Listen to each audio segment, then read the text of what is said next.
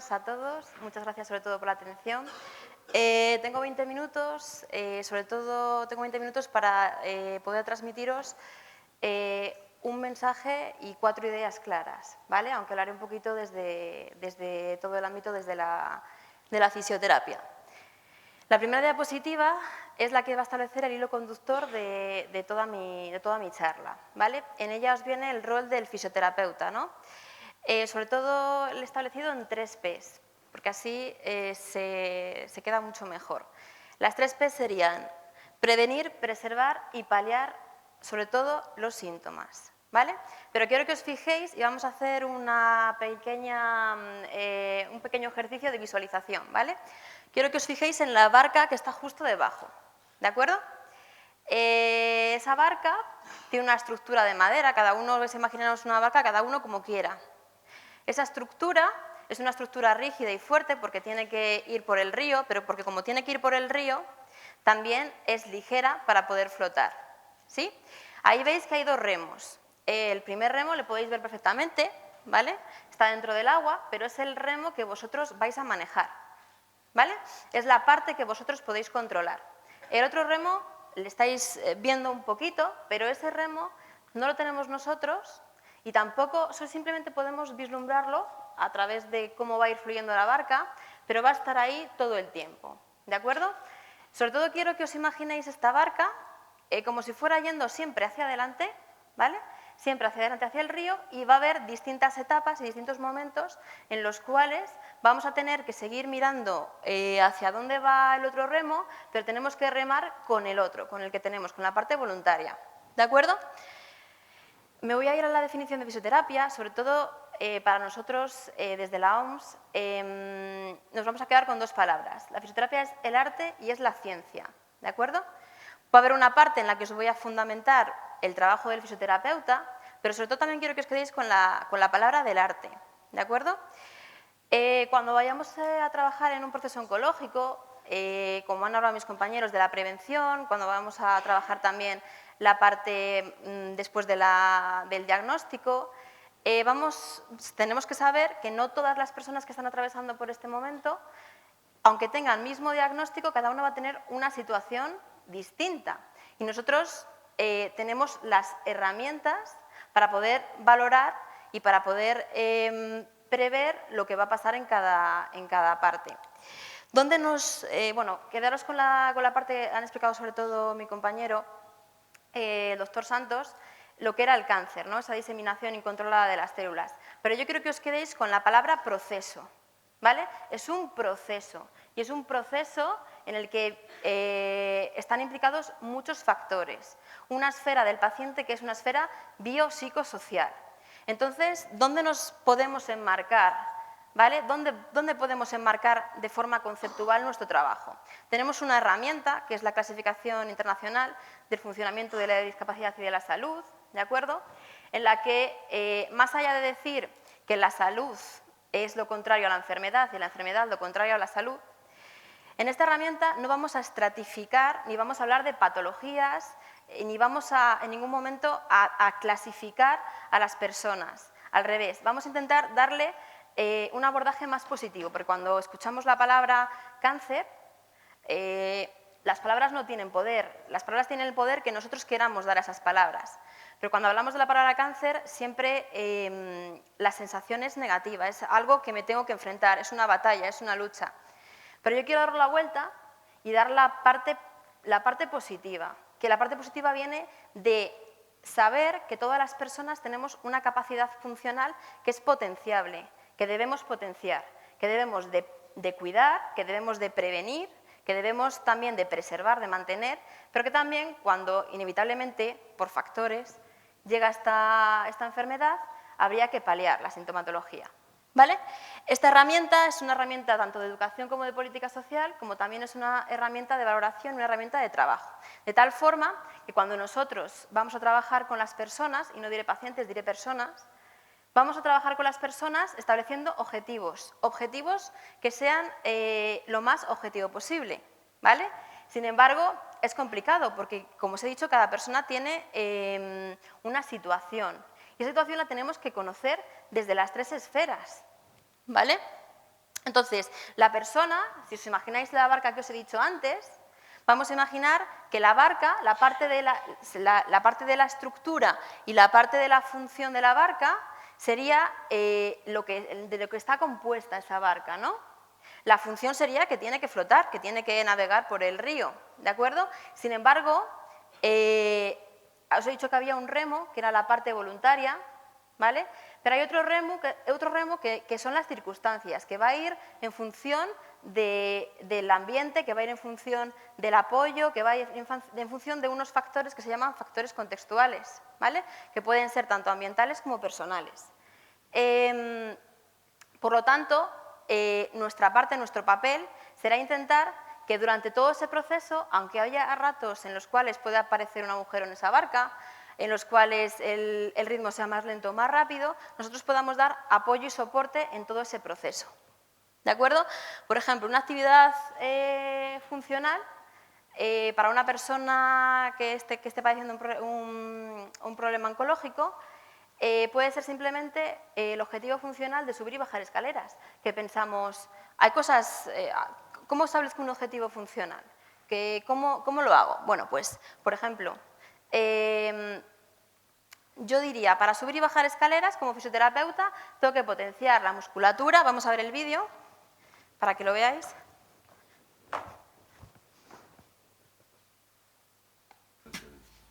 Como fisioterapeuta, cuando veo subir a esta persona a las escaleras,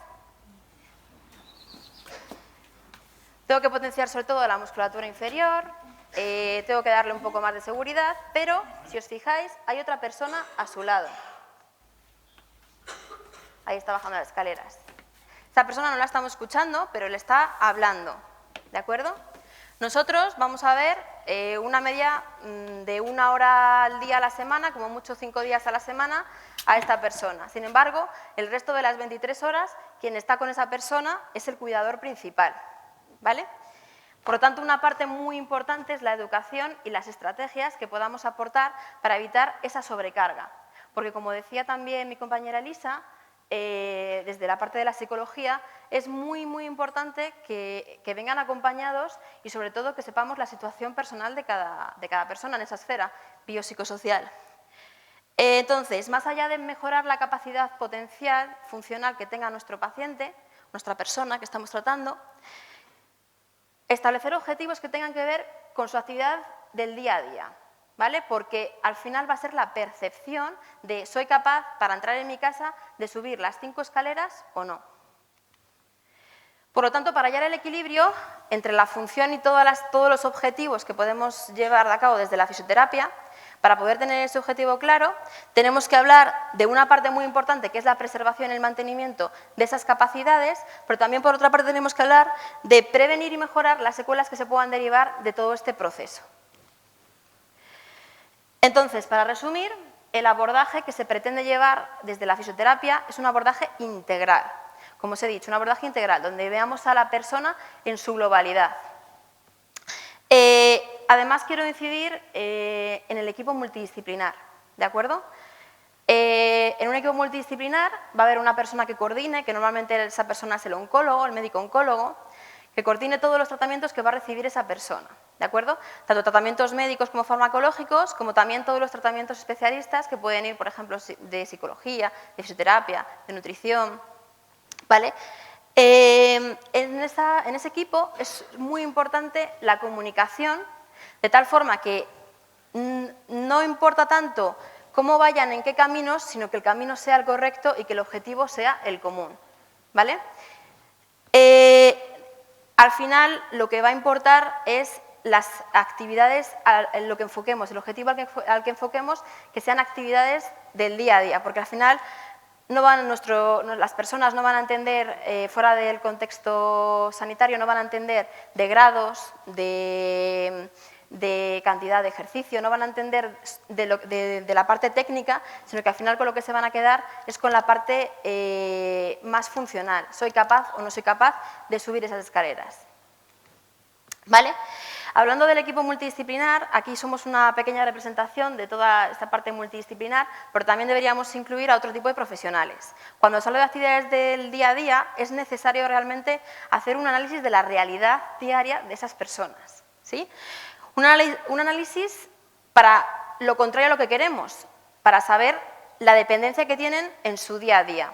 Por eso ahí podemos nombrar compañeros como trabajadores sociales, terapeutas ocupacionales, ¿vale? En los cuales hay una parte muy importante y es a veces la parte más dura a nivel psicológico, a nivel emocional, que es la de pedir ayuda y la de sentir, porque todo el mundo cuando adquiere habilidades, todo es positivo, todo es bonito, pero cuando tú tienes una habilidad y la pierdes, ser consciente de que no tienes la habilidad que tenías y antes sí podías hacerlo, es un choque de realidad. ¿Vale? Y pedir ayuda nunca es fácil, ¿vale? Por lo tanto, existen también estas figuras para ayudar con toda la parte de la asistencia. Por ejemplo, ayudas técnicas para poder ir a comer a la cocina solos, que pueden ser, por ejemplo, en este caso es una ayuda técnica de un andador. ¿Vale? Veis siempre quién va a estar al lado de esa persona, el cuidador principal. ¿Vale? Por tanto, esa persona tiene que conocer por nosotros cómo tiene que hacer, cómo tiene que estar en ese andador, si tiene que estar en la parte central, cómo tiene que estar, en qué altura tiene que estar los mangos del andador. Y como os decía antes, a nosotros nos gusta mucho vivir en casas, pero las casas tienen escaleras, ¿de acuerdo? Y cuando llegan estas situaciones hay que adaptar las casas. En este caso, voy a puntualizar que esta persona que está subida en la silla de ruedas pesa menos de 50 kilos. Por lo tanto, puede bajar, en una pendiente tan elevada, puede bajar hacia adelante. Realmente, cuando alguna vez os habéis visto en la situación de tener que llevar una silla de ruedas, hay que aprender, ¿vale? Porque las sillas de ruedas, en este caso, por ejemplo, una persona que sea que tenga un poquito más de peso, tendría que ir hacia atrás. Y lo mismo cuando la llevamos por la carretera, cuando vamos por banzos, etc. ¿De acuerdo? Entonces, al final, el campo de actuación donde vamos a estar va a ser tanto en pediatría como en adultos, porque no vamos a tratar en sí la parte de estigmatización de la patología, sino que lo que vamos a hacer, sobre todo, es intentar anticipar y tratar cuando los pacientes, por la parte de prevención, antes de que estén diagnosticados, y cuando estén diagnosticados también seguir el proceso que lleva la enfermedad, porque esos pacientes estarán en recorridos con tratamientos de quimioterapia, radioterapia, estarán con corticoides, anticoagulados, ¿vale? Y también en las fases en las que estén más estabilizados, por tanto hay que saber ir acompañando durante el camino y esa parte es fundamental en el proceso del equipo multidisciplinar, ¿vale? En la coordinación. ¿Cómo se interviene? En el caso, por ejemplo, uno de los cánceres que es muy poquito hablado, que por ejemplo es el caso de los gliomas, el glioma es un tumor maligno, ¿vale? Que sobre todo se disemina y se genera en el tejido cerebral de soporte, que es la glía. Vale, en este caso no solo vamos a hablar de capacidades físicas, ¿vale? Del sistema musculoesquelético. En este caso estamos hablando de esa parte también, porque también, y con el proceso, hay dolor, hay náuseas, hay mareos, es una parte más global, de sintomatología más global, que puede hablarse tanto del ejercicio físico, como ha dicho mi compañero, como del masaje incluso para paliar el dolor, sino que va a haber dos partes muy importantes que os decía antes, que es la parte emocional y la parte cognitiva, ¿vale? En cuanto a la parte emocional, es muy importante que exista ese apoyo psicológico, pero luego también tenemos que conocer la parte cognitiva, ¿vale? Porque ¿qué voy a hacer si yo quiero que haga un ejercicio el que sea, la persona con la que estoy trabajando, pero no me puedo comunicar con ella? ¿Y qué voy a hacer si sí que me puedo comunicar con ella, pero no me entiende? ¿Y qué voy a hacer si no la entiendo yo a ella? ¿Vale? Por tanto, la parte cognitiva, que puede ser afectación tanto de la memoria como la parte de la comprensión, como la lectura, como la escritura, es muy importante trabajarla. Y también nombro a otro profesional compañero nuestro, que también tenemos, que es el terapeuta ocupacional, ¿vale? ¿Por qué? ¿Por qué os he puesto antes ese artículo y por qué os hablo también del tema de la parte cognitiva? Porque al final a mí me interesa llegar al concepto de autonomía. En todo momento tengo que ser capaz, por ese enfoque integral que os digo, de respetar la decisión y el control que tiene esa persona sobre su vida. Y no solo respetarlo, sino intentar que el objetivo que yo me ponga sea el objetivo que la persona quiera conseguir. Y si en algún momento no lo quiere, respetarlo y cambiar. Por ejemplo, respetar en cuanto a capacidad funcional cómo me quiero peinar. La parte del aseo es una parte, por ejemplo, que hasta que no sabemos, hasta que no tenemos un problema en el cual no podemos nosotros, por ejemplo, simplemente ir al baño, peinarnos o hacerlo por nosotros mismos, cuando dependemos de que otra persona nos ayude a hacerlo, es cuando nos damos cuenta del choque emocional que conlleva. ¿De acuerdo? Y luego, por otra parte, ser capaz de decidir lo que quiero comer y poder expresar con lo que quiero comer. Y por eso existen, por ejemplo, pictogramas. Entender que también desde todos los ámbitos tenemos que conocer la existencia de otras formas de comunicación, ¿vale? De acuerdo, otro profesional que nos puede ayudar con este ámbito también sería el logopeda. Hay plataformas también, hay mucho tipo de plataformas en las cuales se generan fichas tanto digitales como en papel, que también son herramientas para valoración y para tratamiento, en las cuales, por ejemplo, os voy a poner un ejemplo, en las cuales hemos perdido, por ejemplo, tenemos una dificultad en la comprensión para saber cómo vestirnos, ¿vale? Entonces, desde la parte de las nuevas tecnologías, por ejemplo, vemos un apoyo de una ficha en la cual nos dice, arriba del todo, que tenemos que trabajar cómo vestirnos antes de dormir. Nos vestimos antes de dormir, tenemos al sujeto que se tiene que vestir y el armario con toda la ropa. Y al final tenemos que ser capaces de saber, algo que para nosotros es muy básico, que primero va la ropa interior y después va el pijama y por último me pondría las zapatillas. ¿De acuerdo? Al final a donde quiero llegar es que nuestra actividad y nuestros objetivos al final tienen que verse en la percepción que tiene la persona con la que estamos trabajando sobre su propia realidad. Verse, mantener o mejorar los síntomas y percibirlo como algo que también genera un bienestar también en el entorno, tanto en el entorno familiar como en el entorno de las personas, ¿vale?, que le rodean. Para nosotros, calidad de vida lo podemos definir tanto con factores económicos, como por ejemplo ese dinero para poder salir a comer, para poder comprarme la ropa que quiero, para poder desplazarme, tanto como la parte más psicológica y de apoyo, como pueden ser los amigos y la familia, y las personas que están con nosotros día a día, y también la salud, como os he dicho antes. O sea que sigo reiterando la idea que quiero transmitiros del enfoque biopsicosocial. Hablando de estrategias, no solo es importante enseñar estrategias al cuidador principal, sino también a la persona con la que estamos trabajando. Por ejemplo, imaginaros levantaros de la siesta y no poder levantaros, ¿vale? Le enseñamos a apoyar codo y a poder levantarse para que cuando ella tome la decisión, sin tener que depender de llamar a nadie, pueda tener esa estrategia y pueda levantarse sola del sofá. Como os he indicado antes, siguiendo un poquito el marco de la OMS, no voy a hablar de la parte estigmatizada de la patología, sino que voy a hablar de los síntomas más frecuentes. Entre los síntomas más frecuentes, cuando estamos con personas que están en tratamiento oncológico, sobre todo, si yo os preguntara a vosotros, me diríais el dolor, la falta de fuerza, la fatiga, ¿vale? Hablaríamos también de otra parte, como os he dicho antes, cognitiva comunicativa, también hablamos, por ejemplo, de la repercusión del linfedema y de los edemas, depresión, neuropatías, vale. Ahora sí, os he dicho antes que la fisioterapia era el arte y la ciencia, ¿no? Por lo tanto, desde la fisioterapia y desde todas las disciplinas también tenemos que apoyarnos en la efectividad de nuestras técnicas. No me voy a enrollar mucho más, que ya voy de tiempo justa. Vale.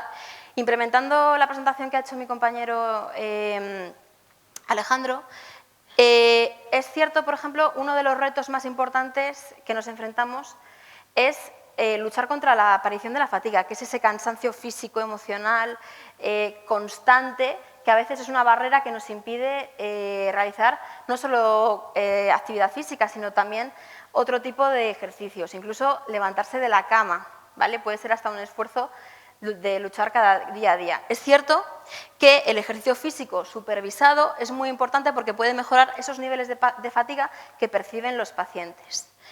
Es muy interesante, os he puesto un ensayo en el cual es un estudio cuasi experimental de Da Silva, Rals et al. En este estudio, además hay un montón también, es muy característico que utilizan los videojuegos, también las plataformas para trabajar el ejercicio supervisado en fatiga. Voy despacio porque si no... ¿Cómo interviene la parte de la fisioterapia? Voy a dar pinceladas porque podríamos estar aquí muchísimo tiempo, ¿de acuerdo? Entonces, sobre esa sintomatología, una parte, por ejemplo, es la fisioterapia respiratoria, ¿de acuerdo? Entonces, es importante trabajar la fisioterapia respiratoria porque esos ejercicios de respiración, que consisten, por ejemplo, en labios fruncidos o trabajar la respiración abdominal, ayudan a mejorar la función pulmonar y también ayudan, como os he puesto ahí, a reducir las complicaciones y también eso se va a ver reflejado en reducir la estancia hospitalaria, con los gastos también económicos que vienen asociados a esa hospitalización. A mayores también hay un problema que os he dicho antes, que es el problema del linfedema, y en al menos el 20% de las personas que están operadas de cirugía de mama, en las cuales limpian toda la parte de los ganglios linfáticos de la axila, se puede producir el linfedema, esa acumulación de líquido en el brazo. Tanto la cinesioterapia pasiva como el ejercicio terapéutico supervisado, como la combinación de estos con estiramientos, sí que tiene demostrada su efectividad para ganar, sobre todo, rango articular en la elevación del brazo y también disminuir el dolor que presenta. Pero no todos los linfedemas son iguales, ni tienen el mismo estadio, ni tienen la misma afectación. Entonces, va a haber, por una parte, terapias invasivas y, por otra parte, tratamientos no invasivos, ¿vale? De los tratamientos no invasivos, sobre todo está ahora, es muy interesante que conozcáis, la terapia descongestiva compleja, que son el uso de vendajes, el uso de vendas compresivas, también la aplicación de drenaje linfático manual y ejercicios y cuidados personales. Antes os he dicho también que un problema era el dolor, siempre y cuando no esté contraindicado. El masaje, en este caso, por ejemplo, en esta revisión sistemática, utilizan rozamientos, fricción, percusión y amasamientos, ¿vale? Establecen que puede haber una relación, hay unas limitaciones importantes en todos los estudios que analiza, porque cuando estamos con un paciente oncológico no solo hacemos una técnica, porque viene con una repercusión, viene con un montón de tratamientos, por lo tanto, el masaje sí que podría incidir en la disminución del dolor, en la sensación de bienestar, en la parte de las náuseas, de la parte más emocional, por ejemplo, que pueda ser que tengan depresión. Y como conclusiones finales, la idea que os quería transmitir, si os acordáis de la barquita en la que estábamos, ¿de acuerdo?, es que veamos a la persona, como su global, ¿de acuerdo? Por eso es muy importante el trabajo multidisciplinar, porque cada uno va a aportar una visión diferente para al final establecer un objetivo. Y al final eso siempre se va a ver repercutido en la percepción, en la calidad de vida que tenga la persona sobre su propia vida. Es muy importante mantener la dignidad. Es decir, por ejemplo, os voy a poner un ejemplo. Si yo tengo una mastectomía, es muy importante, si yo soy una persona joven o la edad que tenga, da igual, llevar un sujetador que a mí me guste y yo me sienta cómoda, por ejemplo, ¿sí? Parece una tontería, pero cuando nos enfrentamos a estos temas hay una parte emocional muy importante. Si yo quiero maquillarme, pero al final he desarrollado un problema en la piel y no puedo, ¿cómo puedo hacer eso? Siempre hay que respetar las decisiones de la persona y que decida en todo momento lo que quiere, lo que no quiere hacer y en la circunstancia en la que está. Aparte de respetar sus niveles de actividad y además promocionar que tenga esos niveles de actividad y de función y de movimiento y sobre todo también el apoyo dentro del entorno familiar. Dar estrategias, dar educación dentro de ese entorno, porque al final todo eso también va a repercutir en un avance de mi tratamiento. Y para terminar, la verdad cuando me propusieron la charla yo estaba encantada y pensando un poquito esta semana, quería daros un enfoque no solo tanto profesional desde la parte de la fisioterapia, sino también desde la parte personal como familiar. Entonces le dedico esta charla a mi madre. Ahí esa foto es de hace unos años, de las carreras que se llevan desde la asociación. Para nosotros cada año ha sido distinto, cada año nos hemos propuesto objetivos distintos a esa carrera y al final nunca ha sido el objetivo cruzar la meta, siempre la hemos cruzado, pero el objetivo nunca ha sido cruzar la meta, sino el objetivo ha sido ir juntos todos, ir juntos con todos los familiares, con toda la familia y poco a poco cada uno, respetando la capacidad funcional que ella podía tener en cada momento, de hecho la primera la hizo con fascitis, y luego las siguientes fueron con más complicaciones, nos tuvimos que enfrentar a hacerla con silla de ruedas también y la hicimos, partes andando y partes en sillas de ruedas, volveremos a hacerla todos los años. Entonces, lo más importante desde esta visión más familiar es respetar en todo momento cada situación, cada momento y sobre todo no vivir la vida como una batalla, parece que es una lucha, es todo el tiempo un desgaste, ¿no? Sino como un regalo cada día y como una nueva lección a aprender. Muchas gracias.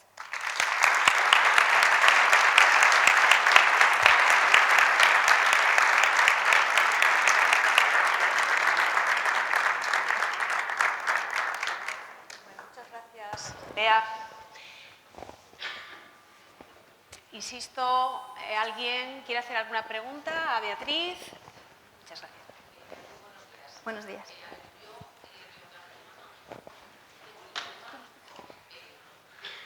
Sí, buenos días. Yo he tenido cáncer de mama a los 46 años. El linfedema me apareció a los 5 meses de la operación. Desde entonces no tengo un fisioterapeuta todos los días, porque lógicamente no me lo puedo permitir, pero sí que me gustaría, antes una persona ha hecho una pregunta que es bastante importante, es decir, los enfermos que tenemos linfedema nos encontramos la realidad que es que determinados profesionales como el oncólogo no le dan la importancia que deberían porque lógicamente se centran en lo que es el cáncer. El médico rehabilitador se ocupa de muchísimas patologías, entonces a lo mejor no tiene los conocimientos necesarios para abordar el linfedema. Y las personas que mejor nos tratan y mejor nos comprenden son los fisioterapeutas. Que, por cierto, si aquí hay estudiantes que lo están estudiando, yo les animaría a que se conviertan en verdaderos profesionales del linfedema porque, por desgracia, cada vez somos más pacientes. Sí que me gustaría que nos dierais unas pautas. Antes se hizo una pregunta de si se puede coger peso o no, que siempre nos han dicho que no. ¿Qué tipo de ejercicio podemos hacer? Porque hay veces que nos dicen que no podemos coger pesas y otras veces nos dicen que sí, que no lleguen a 1 kilo. La marcha nórdica es fundamental, por ejemplo, la natación, etcétera, etcétera, pero que nos des unas pautas de qué tipo de ejercicio podemos hacer este tipo de enfermos, tanto los que lo tenemos en un brazo como las personas que lo pueden tener en las piernas. Muchas gracias. Ahora. ¿Cómo te llamabas? Eleonor, buenos días. Pues mira, lo más importante es, además ahí me reitero, no es lo importante, es la evaluación en el estado en el que esté el linfedema, ¿de acuerdo? Entonces voy a darte unas pautas un poquito generales. Lo más importante sobre todo no es tanto coger peso, cuánta cantidad de peso cojo, sino el dolor que supone y el rango de movimiento que yo tengo tanto en miembros inferiores como en miembros superiores. Por lo tanto, para llegar a ese momento es cierto que los médicos siempre se van a fijar más, van a priorizar la parte de estabilización, porque como digo, en las fases más tardías de cuando se produce el linfedema y al final si persiste, tienen que hacerse desafortunadamente cirugías, ¿vale? Entonces, antes de llegar a esa cirugía, lo importante es saber que ya que hay un 20% por lo menos de estas personas que están mastectomizadas que pueden desarrollar ese linfedema, sobre todo etapas tempranas, cogerlo a tiempo para poder dar esas pautas, que como he dicho antes, ahora mismo la que más efectividad tiene es la terapia congestiva, compleja, que lo que va a tratarse es tanto de hacer una aplicación de vendajes como hacer una aplicación de drenaje linfático y en función de lo que se va consiguiendo y del dolor y de la tolerancia de cada persona, ahí es cuando se va a establecer cuánta cantidad de peso puede coger, si puede decir no por regla absoluta es parte del desconocimiento, ¿vale? Por lo tanto, tiene que hacerse una valoración previa. Y sobre todo, lo que decía antes, importante la tolerancia y el umbral de cada persona, ¿sí? Entonces, dentro de todo lo que es el tratamiento, cuando se va llevando a cabo drenajes, se van haciendo compresiones, si al final se consigue llegar a un rango articular funcional, ahí es cuando se va a incrementar de medio kilo a medio kilo y progresivamente hasta la cantidad de peso necesaria funcional para el día a día, que puede ser también, por ejemplo, conducir, o puede ser coger la compra o tirar de un carro de la compra. También para miembro inferior sería lo mismo, lo que pasa es que el miembro inferior tiene que soportar también lo que es la gravedad de todo nuestro peso. Y ahí vienen también otros factores muy importantes, que es al soportar la gravedad y al estar bajo el efecto de la gravedad, al final donde más complicaciones vamos a tener es a nivel del tobillo. Por lo tanto, esa marcha también se va a ver afectada. Entonces, no solo aparte de trabajar el linfedema, no solo simplemente la acumulación del edema y poder drenarlo, sino también habría que hacer otro tipo de actividad, enfocarlo también a movilizaciones, a hábitos saludables, cómo se tiene que hacer a lo largo del día, evitar sobre todo estar mucho tiempo sentada, evitar compresiones, evitar calzado que pueda comprimir los tobillos o mismamente los calcetines y muchas cosas más, pero me tiraría aquí. ¿Te he contestado? Sí. Hola, buenos días. Me llamo Alicia. Hace 7 años que me diagnosticaron cáncer. Durante todo este tiempo coincido con ellas que ningún oncólogo me habló sobre fisioterapia, ni sobre ejercicio, ni siquiera sobre nutrición. ¿Dónde puedo encontrar esta fisioterapia oncológica? Porque estaría encantada, igual que el ejercicio, estaría encantada de saber ir a algún sitio donde me puedan orientar, no buscarlo por mi cuenta, que al final es lo que vamos haciendo todas. Gracias. Sí. Pues te voy a contestar lo mismo. Aquí te vamos a ayudar siempre que lo necesites. Tienes también mi contacto bebayelado, luego te lo pongo. Y también si quieres después hablamos. Bueno, sí que es verdad, nosotros formamos parte del personal sanitario y sí que estamos dentro del hospital. Sí que es verdad, como decía antes, que al final es tan complejo todo el procedimiento, todo lo que las personas van con radioterapia, con quimioterapia, recidivas, después cirugía. Entonces, es tan complicado que al final el médico lo que trata, para que lo entendamos, es de salvar la vida. Por lo tanto, se centra en la estabilización, en la medicación y sí que es cierto que igual puede dejar un poco más de lado lo que es el tema de la rehabilitación. Por eso una de las cosas más importantes que yo me había planteado aquí era hacer hincapié en ese enfoque, porque al final, cuando nos centramos solo en capacidad funcional, medicación, nutrición, cuando nos centramos en una cosa, perdemos la perspectiva de todo lo que hay a nuestro alrededor, ¿vale? Por eso la persona se ve en su globalidad. Existe una asociación de fisioterapia para el linfedema, que no sé si creo que han venido hoy, están por aquí. Vale. También hay una asociación de fisioterapia oncológica, hay mucho movimiento. Entonces, uno de los objetivos también de estas charlas es sensibilizar para que tanto los alumnos como familiares, como todas las personas, sepan que esto existe y que nosotros somos una parte muy efectiva en el tratamiento de este tipo de patologías. Ya no solo hablo del linfedema, hablo de cualquier cosa que nos competa, ¿vale? Pero vamos, que después, si quieres, lo vemos.